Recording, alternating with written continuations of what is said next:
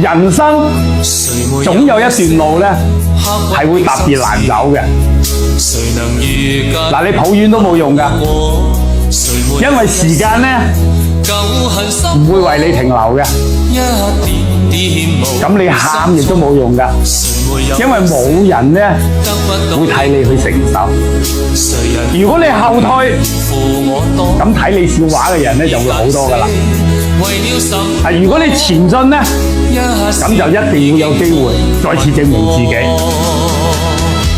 生活冇一滴汗咧係會白流嘅，人生咧亦都冇一段路咧係會白走嘅。身處低谷嘅時候，我哋依然要仰望星空。咁走過黑夜嘅時候咧，我哋亦都要期待陽光。萬般皆苦，唯有自渡。餘生一定要做最好嘅自己。我哋一齊加油！